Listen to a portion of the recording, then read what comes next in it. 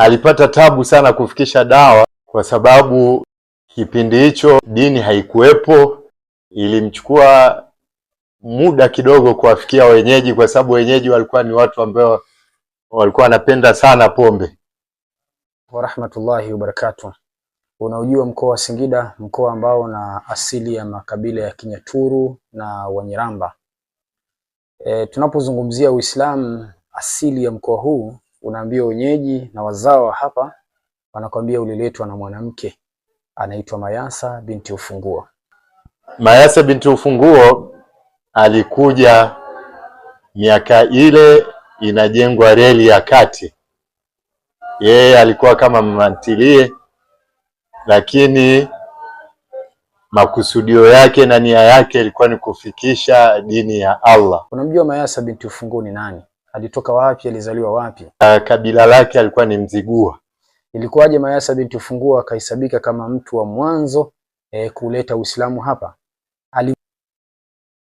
Lakini alipofika Singida, na kwa vile Singida kulikuwa hakuna athari ya dini, aliamua kuweka kambi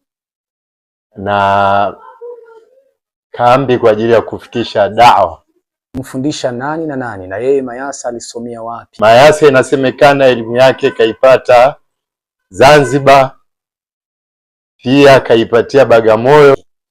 Na kama yeye ni mwanamke, je, Uislamu umetufikiaje sisi? Unamjua imamu wa kwanza hapa mkoani Singida ni nani?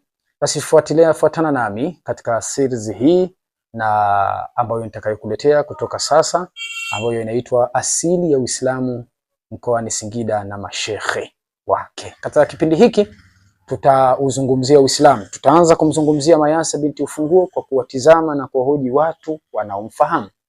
Tutaifahamu asili yake kutoka Bagamoyo kule na Tanga. Huyu inasemekana alikuwa Mzigua alioleta Uislamu kwa Wanyaturu, akiwakuta Wanyaturu wenyewe wakiwa wamelewa, wanakunywa pombe, hawakuwa na maadili ya Kiislamu. Lakini mwanamke huyu, mwanamama huyu akafanya juhudi kubwa sana mpaka kuja kwa Sheikh Khalid Sud, kuwepo kwa Sheikh Juma bin Hassan Pondo, pamoja na chimbuko la mashekhe wengi katika mkoa huu. Fuatana nami katika historia hii biidhnillahi taala. Nitakuletea na kukueleza kwa ufanisi wa hali ya juu ufahamu asili ya Uislamu katika mkoa wa Singida, walioleta Uislamu, waliosaidia Uislamu kupatikana, walimu wa mwanzo kabisa, misikiti ya mwanzo kabisa iliyojengwa na mashekhe wake mpaka.